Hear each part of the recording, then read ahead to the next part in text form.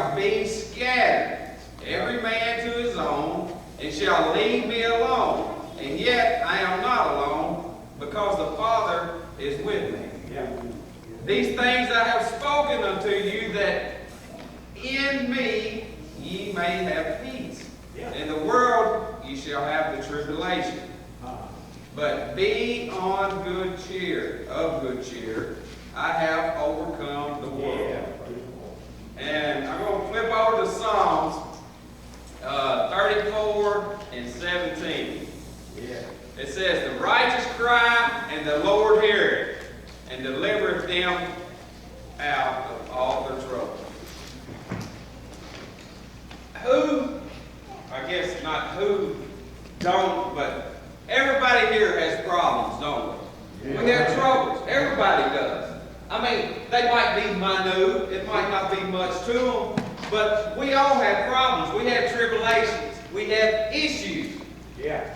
Jesus is telling his disciples, he's getting them ready to tell them, this is coming. You're going to have problems. You're going to have issues. You're going to have tribulations. Everybody's going to have them.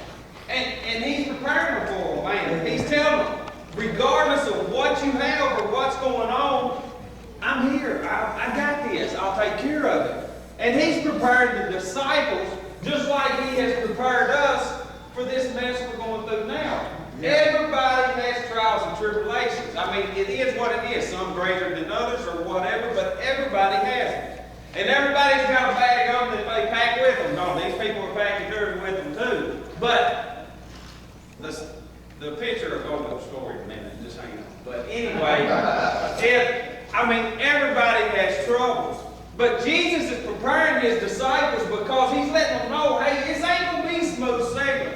This is going to be rough, you know. You're going to go through things that you never thought you'd go through, as we're doing right now. Yeah. Even in his time, I bet he's never seen the mess that we went through the last 3 months here in this world. And it's not just here in Northville and Mannington and Madisonville and Morgan's Gap. This is all over the world that we're in today. This is something that has impacted the whole world that you see on TV every day. This pandemic, this corona pandemic, has affected the whole world. Jesus Christ was preparing his disciples for a mess like this that we're going through now. He has prepared us how to be in control of it, right? Yeah. Supposedly he has prepared us for this. He gives us what we need to get through this. You can't be stupid. You got to abide what the government says. I mean, you have to be smart about it. God has given us a guideline to follow him, and he's going to take care of us through this. There's been a lot of good people that lost their life. It happens, and I'm sorry, but it happens. But there is a plan. God is in control. He says, I have overcome the world. Yeah. So that tells me that God is in control of this world that we're living in today. Every day you turn the TV on, you see the same mess. If it ain't this, it's right here. The only thing good about the right thing, and there ain't nothing good about it, is that it's took away from some of the corona. So you get 15 minutes of the right and 15 minutes of the corona. You know, on the news, that's what you get. So they split it up right now. But for the last 3 months, that's all you see, ain't it? That's all everybody talks about. And it's terrible, it's bad. But even in his lifetime, and Uncle Johnny and Aunt Diddy, even the eldest people in this church has probably never seen nothing like this. And we'll probably won't see nothing else like this in our lifetime that affected the whole world. Yeah. Yes, we will. We are going to see something that's going to affect the whole world. We might not see it, but these other people, they're just getting a little taste of what bad is. But for the last 3 months, it's been pandemonium. I mean, it's just helter-skelter. Like I said a while ago, week before last when I come in, it's the first time in my lifetime I've come in this church and didn't get my neck hugged. And you're like, it's just like a balloon you let the air out of. Like, man, this stinks. You know, this ain't even right. I mean, it's the first time in my lifetime that my mom and daddy didn't hug my neck on my birthday. First time in my lifetime. You know, they're old. I'm not handsome. Amen.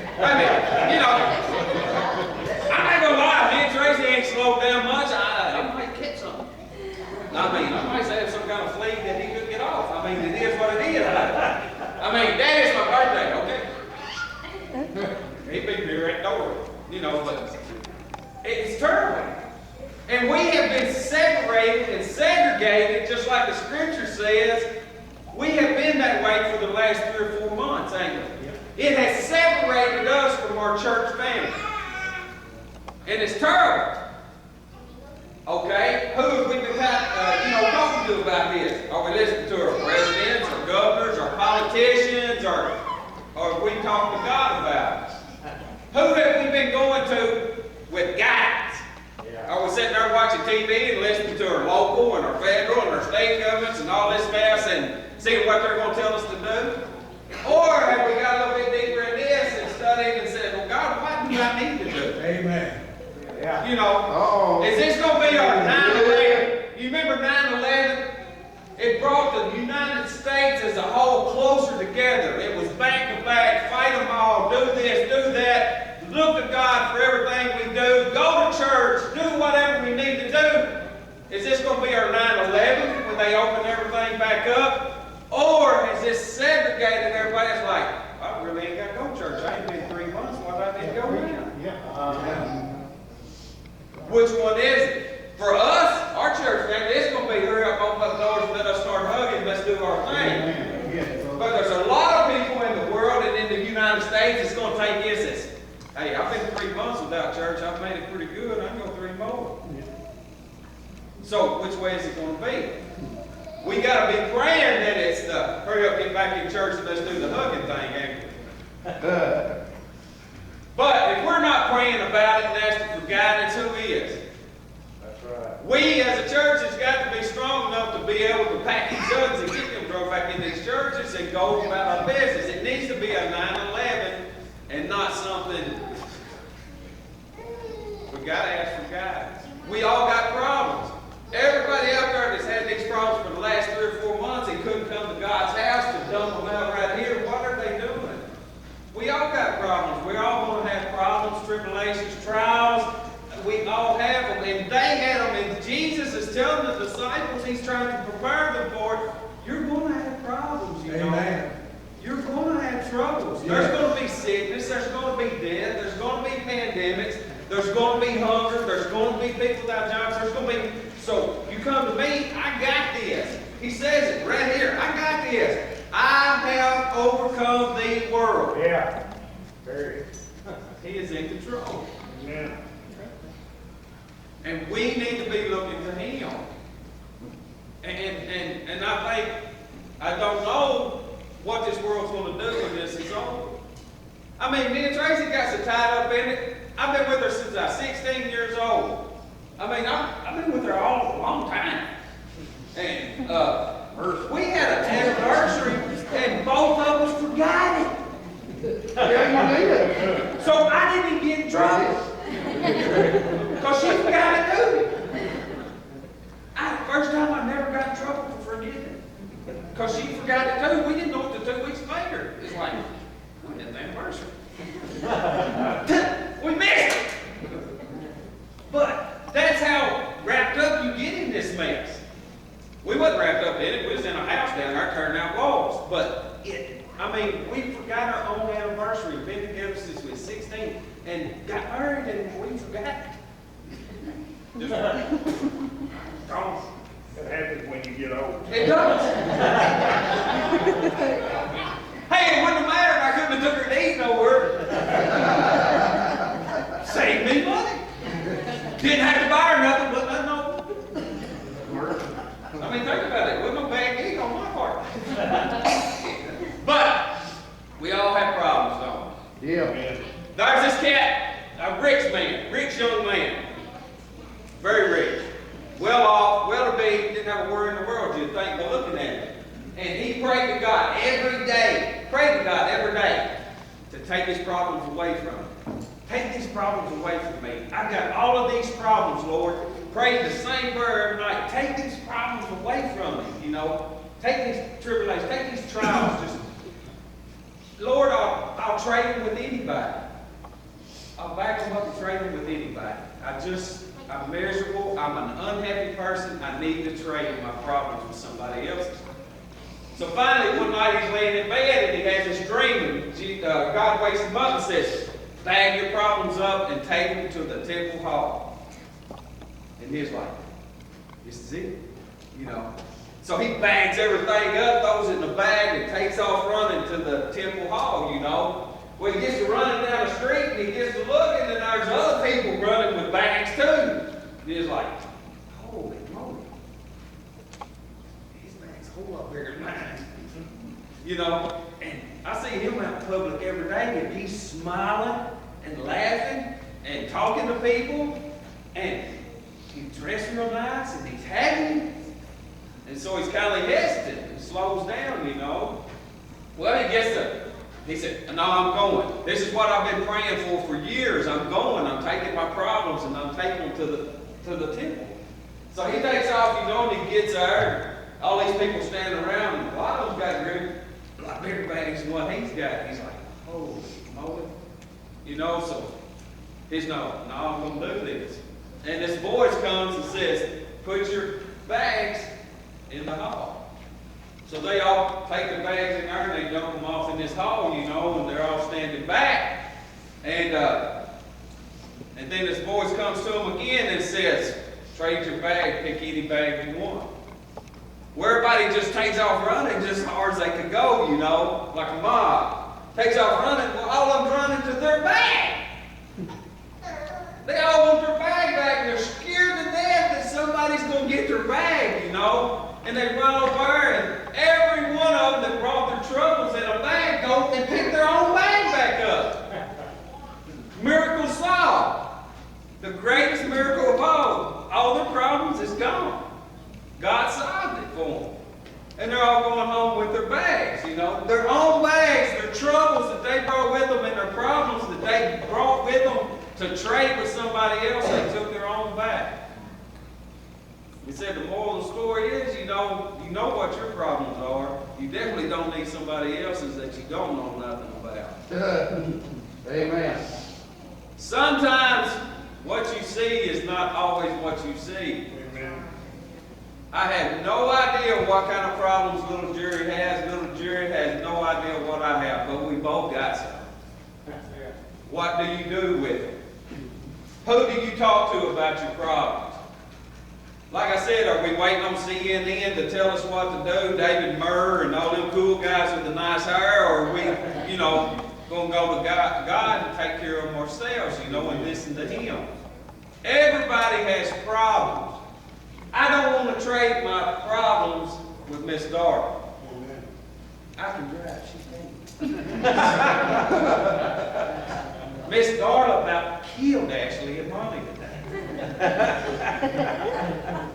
That's what Ashley said. I said, well, how bad was it? She said, well, she's on the road. I said, did you see grass fly up? She said, no. I said, then she's good. You're not off the road until grass comes over the hood. The things, they're there to use the whole road. That's why they made it all that extra wide, is for you to drive on all of them. Ask Tracy, I use every bit. Until I hear, I'm good. So, but I don't want to trade my troubles for Miss Darla. I don't want to trade mine for Brother Keith. Brother Keith's well-dressed, happy, smiles at everybody, hugging in public and everything else, but I guarantee you he's got some problems. Yep. I mean, it is what it is. We're going to have them, but God has this. He's going to take care of it for us if we let Him. Amen. And as bad as it is, as bad as you think you got it, you look around, I guarantee you there's somebody a whole lot worse off than what we are. Yes. And I think sometimes that we forget this. In Psalm 55:22 it says, cast thy burdens upon the Lord, and He shall sustain thee. He shall never suffer the righteous to be moved. He's going to take care of us. Yes, He is. And regardless of what people think or say on TV or whatever, God is going to take care of His people. Amen. And whether it's us getting on this big white bus and taking off in the middle of the night or whatever, His people will not suffer. He is going to take care of His people. He ain't going to put no more on us than we can handle. That's right. If we are looking to God and asking Him for favor and asking what we need to do, He is going to give us the right answers, and He will not put no more on us than we can handle. He's going to take care of it. It don't matter how bad it is, whether the answer is Him taking us home, or whether it's Him fixing it, or whatever. God is in control. Yes, He is. I mean, so what? We suffer. Do you didn't think He didn't suffer? Yeah. Amen. He died on the cross for us to live the life that we live today, and we still don't appreciate it sometimes. Yeah. Right, yeah. How many of y'all are willing to die on the cross for this stinking world we live in today for some of these ornery people? Well, there ain't no way we'd do that. We would die for our families, but we wouldn't die for the world we live in today. Some of these people are mean. I mean, they're ornery, they're mean. They don't care nothing about Miss Nora or Big Jerry or Willie. They could care less. All they care about is themselves. Jesus Christ loved each and every one of us, and He knew we was going to be sitting here today. Yeah. And that's why He did what He did, because He knew that we was going to be here today. Yes, He did. And He prepared a way for us to where we could be here today. Because if He hadn't did what He did, it ain't no way we get to do what we do. I know. We wouldn't be able to do this today if Jesus Christ had to do what He did. Do you think He wanted to go through what He did? No. Who would? Would nobody want to go through that? But He did. And then He prepared this for us where we would be able to do what we do today. Yeah. And if it wasn't for Him, but we worry about things, that really we shouldn't. Things that we ought to be letting God take care of, we try to fix, don't we? Before we make a mess of it. Amen. And some things we just need to let go and let God take care of. Yeah. There was these two buddies, and they decided they was going to take a trip through the desert. So they go through the Sahara Desert, and they're taking this journey, and they're going through there, and they get in an argument, of course. I mean, who would have thunk it? But they get in this argument, where it's a big one and a little one, but the big one just smacks a little one. Smacks him right across the face. I mean, just snot box him. Well, the little guy, he stops and writes in the sand, "My friend slapped me in the face." Big looked at him like, "Okay, well, so I slapped you." Then they take off walking again. Well, they walk for most part of the day, and then they get to this big oasis, the palm trees with the water hole and all that stuff like you see on TV. And they get to one of them, and the little one steps in a mud hole off to the side trying to get a drink of water, and he starts sinking, and he's almost to drown, and his friend gets him out. Well, he gets him out of this mud hole, and pulls him up on the bank, and when the little guy gets out and catches his breath, and he gets him a rock, and he starts carving in the rock, He said, "My friend saved my life today." And the big guy just looked at him, and he's like, "Wow, what did he do that for?" So they asked him, "Why did you write in the sand when I slapped you, but you carved in the rock when I saved your life?" He said, "A lot of things in our life," he said, "we need to just write it in the sand and let the winds blow it away and forget it." He said, "But the things that are very meaningful and save your life," he said, you need to keep them. Amen. A lot of times we carve stuff in the sand, in a rock that needs to be in the sand, and we need to just let it go and let God take care of it. We need to give it to God, leave it alone, and let the winds blow it on off and be done with it. The things like you being saved or your children being saved or this or that is what needs to be in a rock, something that means something. Quit pondering on things that don't mean nothing anyway. Let God do His thing, and you do yours. Yeah. We worry about some things that we shouldn't, and don't worry about some things that we should. The sand stuff, let it go. The rock stuff, you got forever. Yes. This we got forever. God is in control of the world, and He told us that, and it doesn't say forever. All this mess going on in the world today, this pandemic mess, it needs to be rolled in sand. Yeah. Something to remember, but when it's gone, it's gone. Yeah. And we need to do our life that way. The things that keep us from looking at Him needs to be blown away, and the stuff that keeps us focused on Him needs to be in the rock. Amen.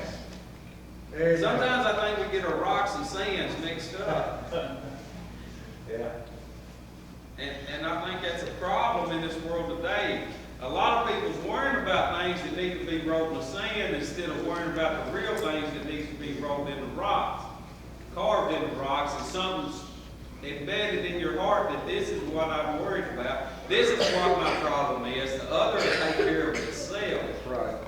And our job as a church and a church family is to be praying for this and that. How many people do we want to take with us? Yeah. All of them. That's what Jesus said. I want them all. You know, I want to take all of them. I don't want nobody to suffer. He didn't want nobody to suffer. That's why he did what he did. Amen. And that's what we need to do. We need to be worried about everybody else and our, not just me and my three. We need to be praying for this world we live in today. Amen. Because there's a lot of mess going on. Yeah. And if me and Donna and Jerry and Lola and little Jerry and Mom and Daddy, if we're not praying, who is? Some people ain't got nobody else to pray for. There's people that you run into every day that I guarantee you there's somebody praying for them. Everybody knows somebody that there's somebody ain't praying for them. I know I got people praying for me. Thank God for that. Yeah. Man. If you didn't, where would you be? If somebody didn't pray for you, where would you be? It would be bad, wouldn't it? It would be terrible bad. Who are you praying for? Are we so tied up in all this other mess that we forget your anniversary? But it happens. And that's just a prime example. I mean, all of these years and I forget something like that. That's something that should have been in the stone. And I treated it like it was in the sand. I don't want another one, but I wouldn't take nothing for it. Well, that's from the heart.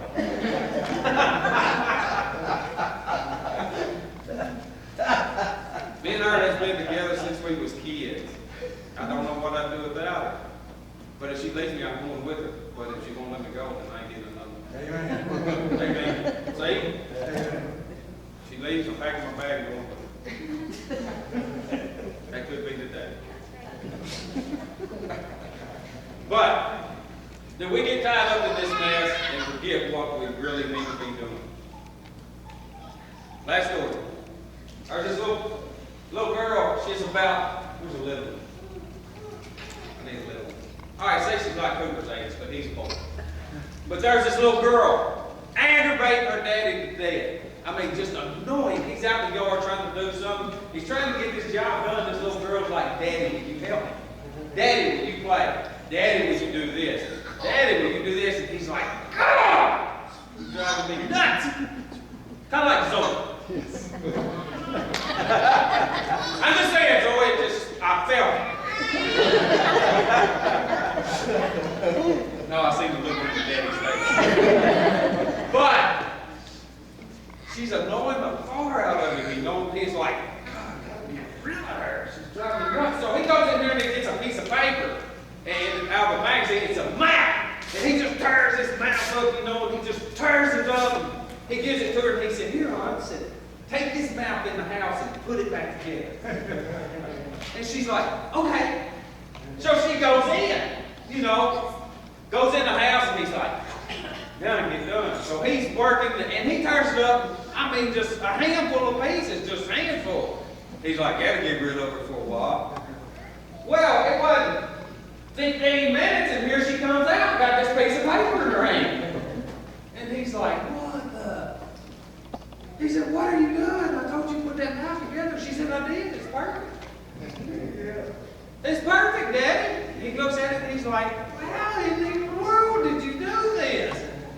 He said, I figured you'd be gone half the afternoon. She said, Daddy, the other side of it had a woman's face on it, and I just put her face together. Sometimes The problems we have, if we just take a minute and look at it from a different way, or from the other side, it's not so bad.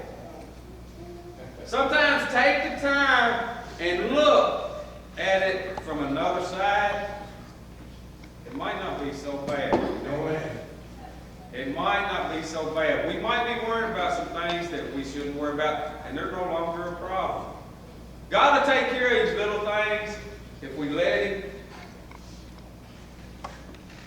So we need to practice on writing a whole lot more sand and quit crap, beating on rocks, don't we? Let God take care of some things for us and let them be gone. So we'll let Him do His job. He said, I got this, didn't He? I mean, as I said, I have overcome the world. Yes. Amen. Yeah. And that don't mean just Mannington, Nortonville, Massville. I have overcome the world. So even this mess we don't see on TV, as bad as it is, God is in control, whether we believe it or whether the news people or whoever believe it, God is in control. Yeah. Amen. Right. Amen. So let's let Him do His job. We do our part, He'll do His. Yeah.